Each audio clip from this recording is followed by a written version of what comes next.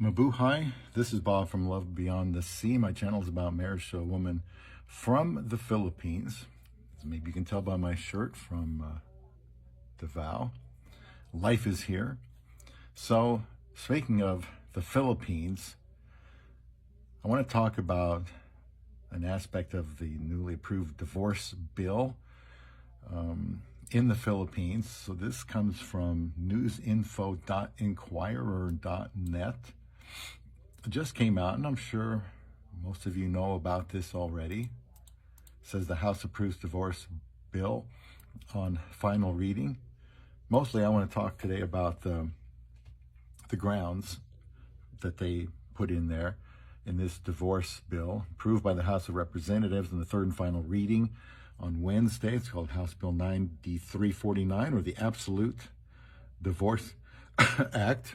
And it was approved with 126 lawmakers voting in the affirmative, 109 in the negative, so it's pretty close, and 20 abstentions.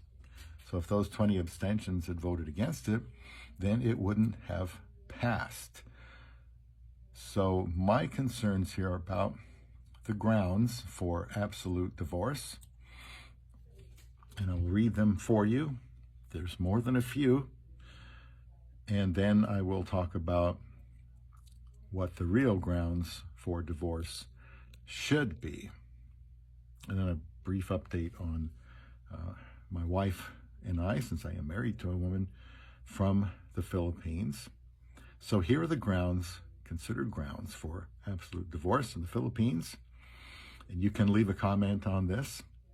Physical violence or grossly abusive conduct directed against the petitioner, a common child, or a child of the petitioner. And I won't comment on these because I just don't have time here.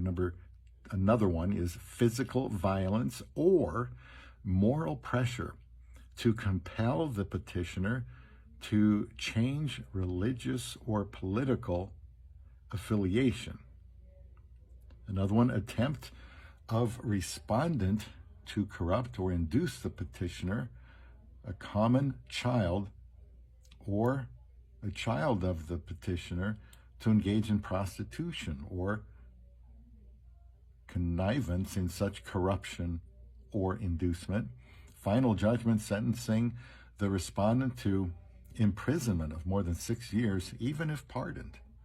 Then there is the grounds of drug addiction or habitual alcoholism or chronic gambling of the respondent, homosexuality of the respondent, contracting by the respondent of a subsequent bigamous marriage, whether in the Philippines or abroad.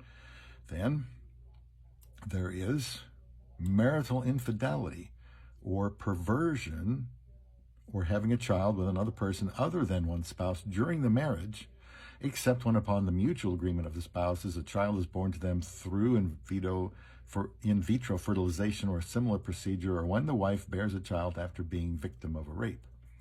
Attempt by respondent against the life of the petitioner, a common child, or a child of the petitioner. Abandonment of petitioner by a respondent without justifiable cause for more than 1 year, when the spouses are legally separated by judicial decree for more than 2 years. Either spouse can petition the proper family court for an absolute divorce based on said judicial degree of legal separation. So if you don't do these things, then you have nothing to worry about. In America, you don't have to have a reason for divorce. And so we'll see how this all plays out over time. I'm guessing it will end up being more or less a disaster and give people a reason to not work on their relationships. However, if they mess up and they're not serious about the relationship, and they violate one of these, well, then they could be divorced, I assume.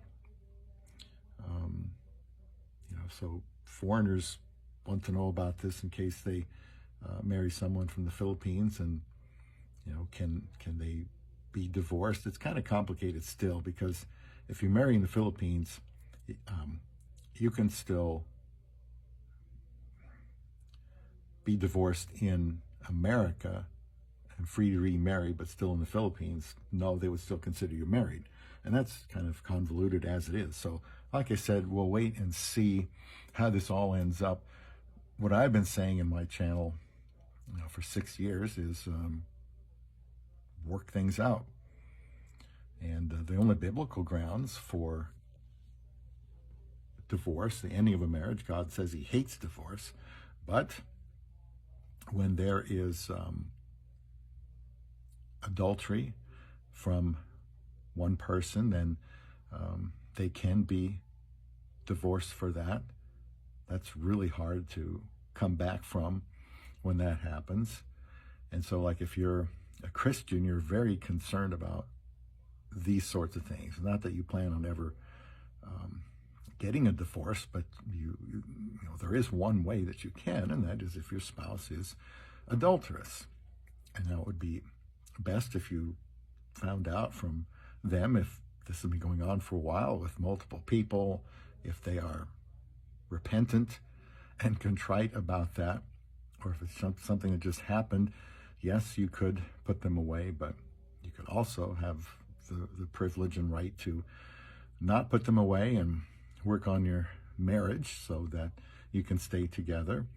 The only other reason for a Christian to biblically get a divorce would be if they are married to an unbeliever and that unbeliever leaves them, doesn't want to come back, then that Christian can divorce them. But again, as always, my position is, if you're in that position, do everything you can to stay married. Now, as I mentioned at the end of a recent video, my wife and I are involved in a involuntary separation from my point of view. And so until she can think about things, this is day 92, I'm still there for her all the way. And I, like I said before, or maybe that was something I said to somebody else, I plan on going down with the ship, because I'm the head of my wife and the one responsible for the marriage, and I'm going to do everything I can, give her time to think through things, and so we can continue to be in touch. In our case, there's no hate or anything like that. There's no other man. She's not interested in my money. It's not like that.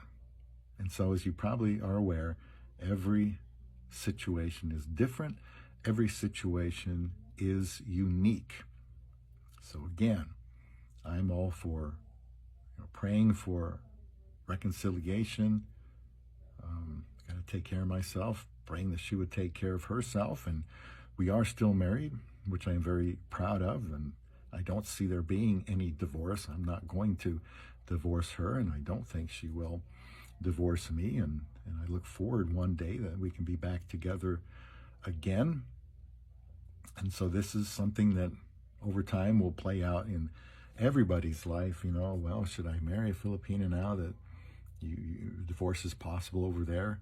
Well, if you marry somebody that is willing to commit to that marriage 100%, and you are as well, and you don't get involved with another person, and you learn to handle arguments and disagreements properly, and they will always be there, well then you need to just, I think, tell yourself, we're in it for the long haul.